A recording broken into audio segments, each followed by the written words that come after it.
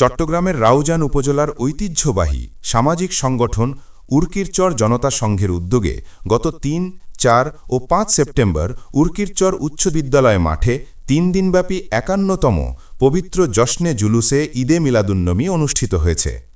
ধর্মীয় ভাবগাম্ভীর্য ও নানা কর্মসূচির মধ্য দিয়ে এই আয়োজন সম্পন্ন হয়। অনুষ্ঠানমালার মধ্যে ছিল খতমে কোরআন, খতমে বুখারী শরীফ, খতমে গাউসিয়া, খতমে খাজে গান, জশ্নে জুলুস, শিক্ষা প্রতিষ্ঠান ভিত্তিক নাত কেরাত প্রতিযোগিতা এবং ইসলামী জ্ঞান কুইজ প্রতিযোগিতা। এছাড়া ছিল পুরস্কার বিতরণ, ফ্রি চিকিৎসা ক্যাম্প, মিলাদ মাহফিল ও তবরুক বিতরণ। এই মহতী আয়োজনে বিশিষ্ট বুজুর্গানে দিন, উলামায়ে কেরাম, ইসলামী চিন্তাবিদ, সাংবাদিক ও বুদ্ধিজীবীগণ অংশগ্রহণ করেন। মানবিকতার অনন্য উদাহরণ বিনামূল্যে চিকিৎসা সেবা।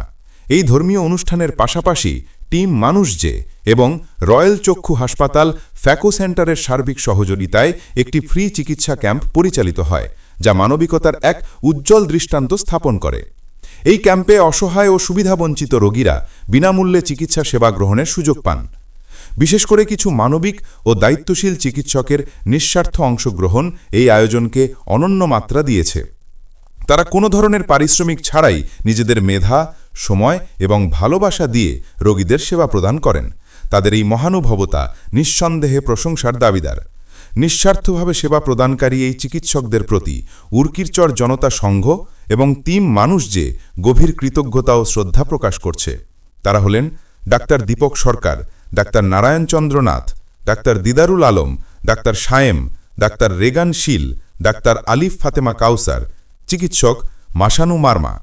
এই চিকিৎসা সেবা ক্যাম্পটি কেবল একটি সাধারণ আয়োজন ছিল না, বরং মানুষের পাশে দাঁড়ানোর এবং ভালোবাসা ছড়িয়ে দেওয়ার এক সুন্দর প্রচেষ্টা ছিল।